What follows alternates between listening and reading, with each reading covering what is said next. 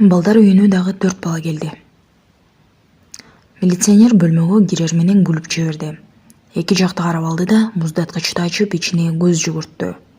Менин төшөгүмө келип бир нерсе издегендей жуурканды силкиди. «Кана, кыздарды ойготкула, агаларыңарга кеттик», — деди ал Алияга. «Кийим кечектериңерди жыйнагыла». Жыйнай турчу эч нерсе жок. Болгон кийим кечектерибиз ооруканада калган. Мен тез-тез өзүмдүн буюмдарымдан бир нерселерди алдым. Алия кыздардын калган кийимдерин жыйнап бир баштыкка салды. Милиционердин биздин эжебизге алып барарына мен катуу кубандым. Эки агам менен эжемди көрүп баарыбыз бирге болгонубузду көз алдымда элестеттим. Бизге эч кандай балдар үйүнүн кереги жок. Андыктан милиционер оюнан кайта электетесинен кетүүбүз керек. Биз тез эле жыйналдык да машинага отурдук. Баары бир тоолган үйдү таштап кетүү кыйын экен. Бирок биз бул үйгө кайтып келебиз деп үмүттөндүк. Ичибиздеги жаман сезимди ушундайча жеңдик. Мен эч кайда барбаймын. Баары бир үйдө жакшы. Эч кайда кетпеймин деп Зульфира каршылык көрсөттү. Ушундай болуш керек, балапаным. Коркпо, деп Алия аны тынчтандырды. Машина ордунан козголду. Мен үйүбүз көрүнбөй калгача көзүмдү албадым. Коргондун жанынан өтүп бара жатканда атам эсиме түштү. Өкүнүчтүү дем алып, токтоосуз кыйкырып жибердим. «Унуттум». «Эмнени унуттуң?» деп Алия таң кала карады. «Эсиңдеби, мен сага айттым эле го, атам мага бергиси келген буюмду». «Ооба, эсимде. Ильяс, эмне үчүн сен аны кечээ издебедиң?» «Мен чарчагандыктан дароо уктап калыптырмын. А бүгүн шашып жүрүп эсиме да келбеди. Сурмалардын биринде жатса керек. Алия кайра барып издеп келсек кантет?» Милиционер макул болбой койду. «Силерди ал жакта чыдамсыздык менен күтүп жатат. Убакыттар», — деп кыска сүйлөдү. Мен ичимден өзүмдү жемелей бердим. Мындай маанилүү буюмду кантип унутууга болот? Атам аны таба албаган жерге катпаган чыгар. Эске сактоо жөндөмүм кандай деге. Эң керектүү кезде мени сатып кетти. Бул табышмактуу буюмга эми эмне болор экен? Атам ааламдагы эң кымбат нерсе деп айтты эле го. Аны бирөө жарым алып коюп жүрбөсүн. Жок, аны атам мага тапшырам деген соң менен менин колума тийиши керек. Жарайт, жакын арада үйгө кайтабыз, ошондо издеп таап аламын. Жол узап кеткен сыяктуу. Көп тоолордон, айылдардан өттүк. Бир канча ири туктап, бир нече жолу ойгондук. Бир жолу токтоп эс алып да алдык. Канча жүргөнүбүз эсимде жок. Бирок убакыт өткөн сайын күчүбүз калбай баратты. Кезектеги айылга келдик да ортоңку көчө менен көтөрүлүп, дөңсөө жерди карай жүрдүк. Бардык жагынан жакшы көрүнүп турган 2 кабаттуу кирпичтен салынган үйдүн алдына келип токтодук. «Мына келдик», — деди милиционер бизди карап. «Ага, биздин эжебиз шаарда окуйт, а биз бир айылга келдик», — деди Алия үнү бузулуп. Бул менин шектенүүмдү жаратты. «Кабатырланбагыла», — деди жылмая бизди карап. «Бул жерде бардыгы силердики. Жакындарыңар да ушул жерде. Менин артымдан жүргүлө». Бизди далистедеги үстөлдөргө отургузуп койду. Милиционер бир топ кагаздарды көтөрүп соңку бөлмөгө кирди. Бизди дароо балдардын чуулуу тобу курчап алды. Алар бизди карап, күлүп, шыбырап жатышты. Бизге күлүп жатат, а өздөрү кандай кийинген? Бирөөнүн шымы жаамаачы, дагы биринин байпагы жыртык, бир баланын футболкасы шалтактаган. Булардын ата-энеси эмнени карап жүрөт? Тетиги сары чачтуу кыз менен тең окшойт чамасы. Уйпаланган чачтары көптөн бери таралбагандыгы байкалат. Бул баланын көзүнүн асты көгөрүп калыптыр. Балким бирөө төпөштөгөн, тентек окшойт саяга. Бети тытылган дагы бир кыз өтө ачуулуу сыяктуу. Алар бизди эмне карап калышты? Карасаң, алар бизге болушунча жакындап келе атышат. Биз менен таанышкылары келип жатабы? Жок. Менин айылдагы досторум такыр андай эмес, а булар менин тим эле сүйлөшкүм да келбейт экен, баардыгы башкача. Тык-тык, бул добушту уккан соң бизди курчап турган балдар тарай баштады. Далистин төр жагынан сары чачтуу аял көрүндү. Ал бизге жакындаган кезде мен аны жакшылап карадым. Анын бийик түйүлгөн чачтары үйүлгөн чөп сыяктуу көрүндү.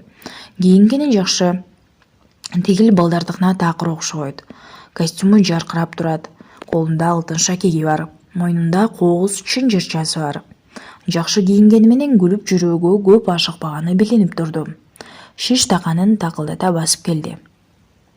Саламатсызбы? Саламатчылык. Эжекенин маанайы суз, сүйлөшкүсү да келбей турду.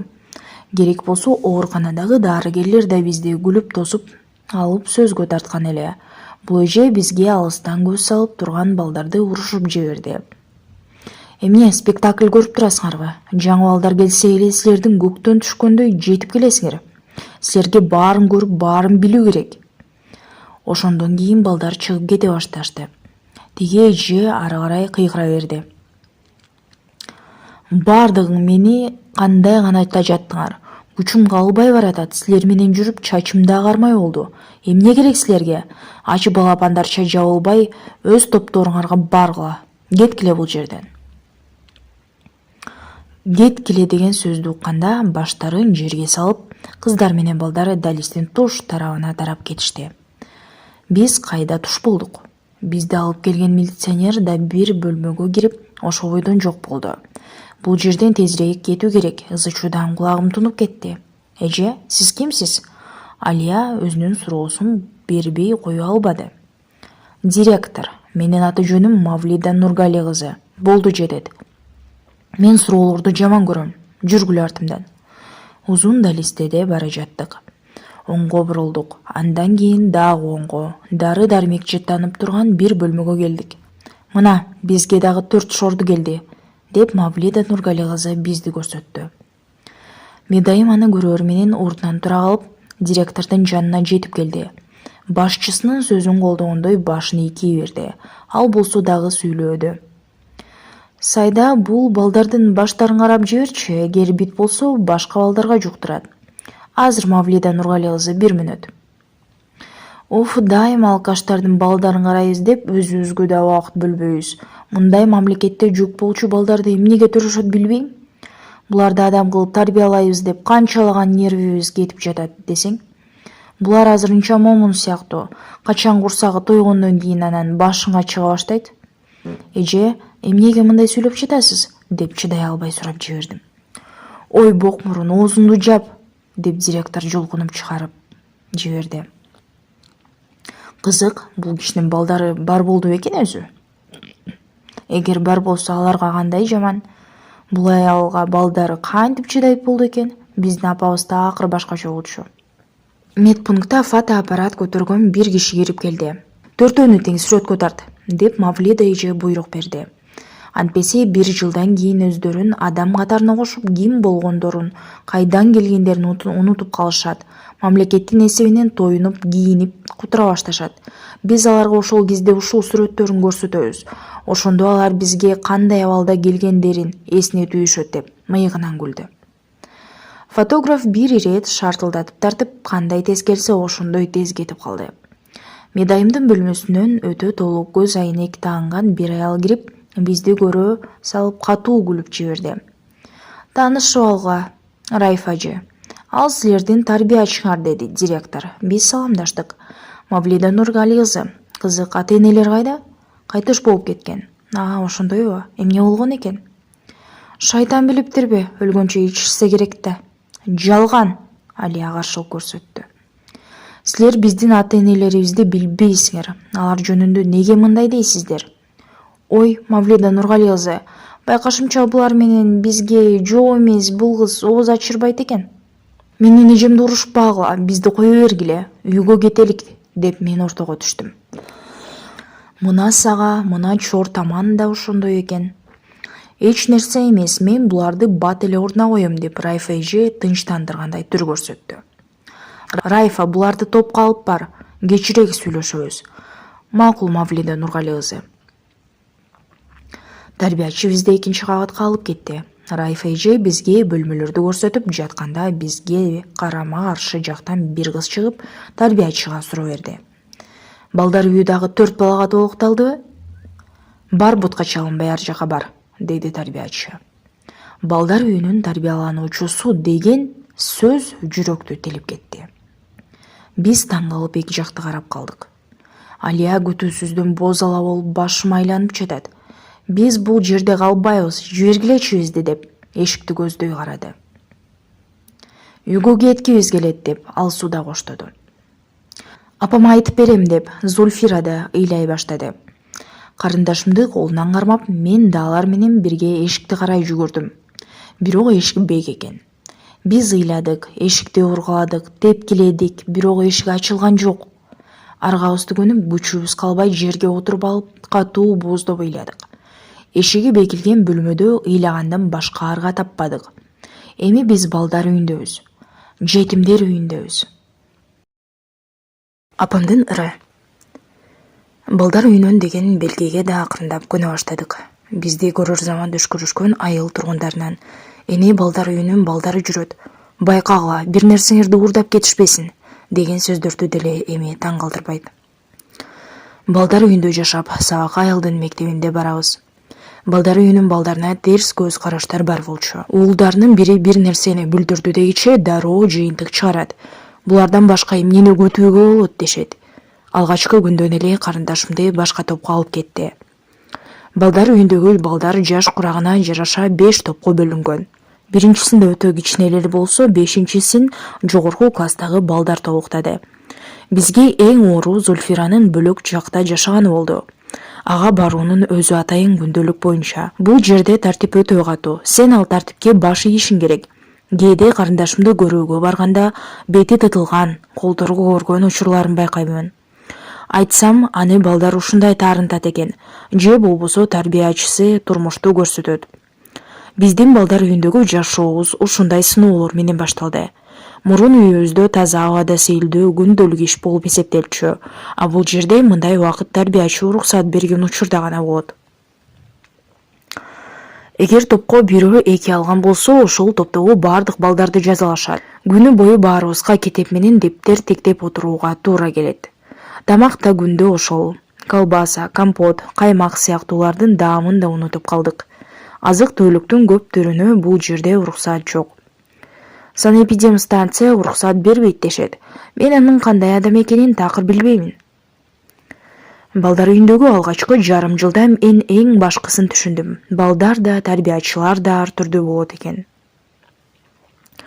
Биздин топто бири-бирине такыр окшогон 2 тарбиячы иштейт. Райфа эжеке өтө катуу болсо, Хакима эжеке тескерисинче дайыма ак көңүл, ачык. Мен бул майрамды дайыма чыдамсыздык менен күтөм.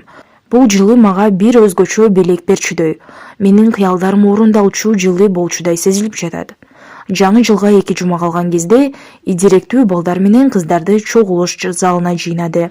Алардын ичинде мен да бармын. Мен өзүмдүн айылымда да мындай иш-чараларга катышып жүрчүмүн. Өзүмдүн жөндөмдөрүмдү балдар үйүндө да көрсөтө ала турганыма кубанып кеттим. Балдар, деп сөзүн баштады майрамдын уюштуруучусу. Жаңы жылга чейин саналуу гана күндөр калды. Андыктан көпкө созбой бүгүндөн баштап даярданабыз. Кана бардыгыбыз өзүбүздүн өнөрлөрүбүз менен кубантабыз. Көздөрү жайнаган балдар. Ооба, дешти чурулдашып. Мен бул жерге эң өнөрлүү балдарды жыйнадым. Оюнду эртең кое турган болдук. Зуум, Кощей, Аяз ата менен Аяз кызды уурдап кетишет. Ал эми коён, түлкү, аю жана башкалар биздин иш-чаранын башкы каармандарын куткарышы керек болот. Ушундай ойнойбузбу? Ооба, ойнойбуз деп бир ооздон жооп бердик. Мен жөн эле сүйүнүп кеттим. Азыр аюунун ролун ойноп, Аяз ата менен Аяз кызды куткарам. Уюштуруучу ролдорду бөлүп бере баштады. Бирок мага токой жаныбарларынын ролун берген жок. А менчи? Деп таң кала сурадым. Ильяс, сен Кощей болосуң, деп жооп берди. Аны бир гана сен ойной аласың. Эже, эмнеге мен? Менин жаман адам болгум келбейт. Бардыгы мага күлүштү. Ой, бул эмне дегениң алтыным? Сага эң маанилүү роль буйруптур. Бул чын эмес го, жөн гана жомук. Сен эмне дагы тил албай турасың, деген сөздү угуп артты карасам тарбиячы Райфа эже экен. Ал жумуш кандай жүрүп жатканын көрүү үчүн жыйындар залына келиптир. Мен башымды төмөн салдым. Ал эми Райфа тарбиячы мени урушуп кирди. Мына дагы Ильяс, сен өзүңдү ким сезип жатасың? Артист же жазуучу, кээде окумуштуу боломун деп каласың. Өзүңдүн кыйшык буттарыңды карап ал.